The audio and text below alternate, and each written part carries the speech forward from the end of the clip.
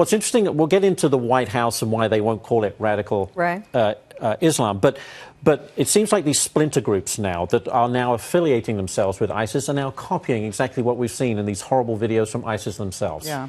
I mean, the tragedy of it is that radical Islam, whether it's Al-Shabaab, whether it's ISIS, whether it's Al-Nusra Front, whatever the group is, and there are groups all over North Africa, East Africa, Sub-Saharan Africa, all the way to the Middle East, to the Levant, to the Arabian Peninsula, all the way now to Afghanistan. We've seen ISIS. Right. This is an international movement. It is radical Islam of various varieties, and it has one goal, which is to exterminate anybody who doesn't agree with them, whether it's Christians, whether it's Jews. You convert or you die. You convert or you die. And some of the groups, some of them, the worst of them, even ISIS, doesn't even matter if you convert. Yeah. If you're not one of our particular twisted brand, right now, so much for you. In fact, they're killing more fellow Muslims than they are any other religion. We talked about the reluctance of the White House and the president to not call this radical Islam. But what else can you call it? You know, it goes back to their sort of mindset, which is, well, we got Osama bin Laden, we've left Iraq, so therefore, you know, Al-Qaeda's finished. Even the president said Al-Qaeda's on the ropes. That was his campaign pledge in 2012. So in their minds, they've done it. You know, that's yesterday's news. That was a Bush thing.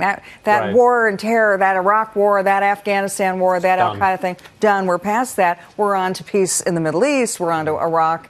I mean, in a relationship with Cuba. Maybe we're here for a deal with Iran. So they don't want to call it that. But the tragedy of it is by not owning up to what it is and identifying it, you'll never get it. If you can't see it and you can't call it what it is, you never get a plan to get it.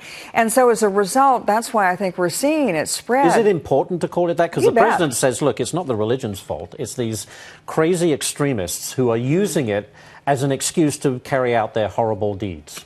Except the people within the religion. I mean, for example, President Sisi of Egypt, for example, the Grand Imam of Al-Azhar University, whom I met with in December, these people understand the threat that they're facing.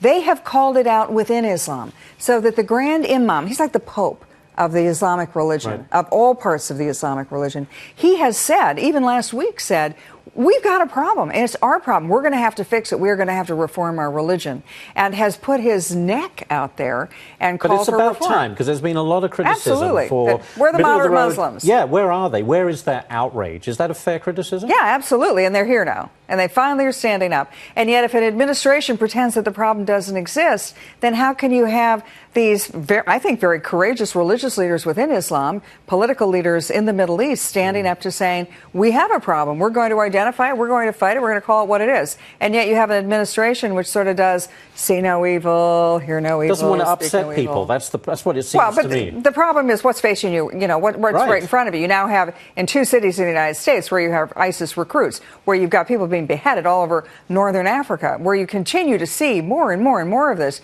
You got to face up to what it is, and you got to deal with it. We say that these young people are being radicalized by being caught online, being, you know, wooed into this horrible movement. And yet we can't call it radical Islam. Well, and here's the other thing. Nobody is saying that the administration should put boots on the ground. I mean, the president keeps saying it's either another war in the Middle East or you do what I want you to do. No, there's a lot in between. Support the people who are speaking up against radical Islam. Give them the military equipment they need, whether it's Egypt or the Kurds or the others who are fighting radical Islam. But call it what it is, because by putting your head in the sand, it's going to just get worse. Are we doing enough to stop this? It's very difficult to stop these small splinter groups that are spread out over a very large geographic area. Are we doing enough to stop it? Well, there are several ways to go after it. One is ISIS is a recruitment thing. It looks like it's succeeding. They have a state. So go after that part of it. Call it out for what it is. Cut off the funding, and then call them, support the groups who are willing to stand up to them. So I think in all 3 of those areas, we're not calling it what it is. We're not supporting the people who are going after them, and we're not, we're not sort of identifying that it's a problem. As a result, it gets worse. It feels like it's continuing to spread as we debate it. No matter what we call it, it's going in. KT, why? I mean, there are theories why the administration won't call it what it is. Is it because the administration doesn't want to alienate the Muslims, the moderate Muslims? That was always the argument initially, that, well, we really don't want to. And President Bush had the same argument. If we say somehow we put the word radical and terrorist in the same sentence with Muslim or Islam, we're painting too many people we're with one saying brush. that 1.7 billion people are terrorists, and we're not doing that. On the other hand, by ignoring it, you go in the other Doesn't direction. that underestimate the moderate Muslims' intelligence? Because we've had people calling it radical Christianity.